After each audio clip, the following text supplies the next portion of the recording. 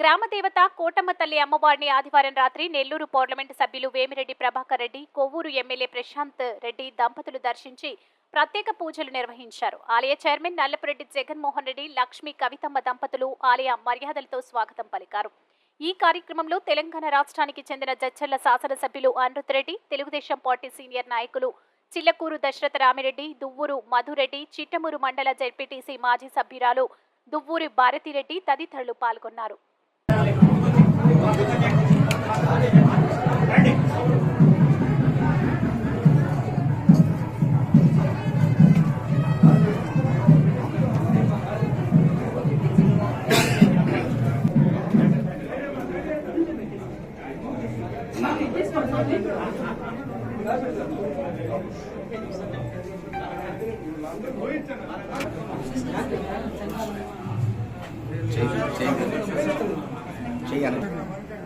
हस्तं प्रक्षाल्य ओम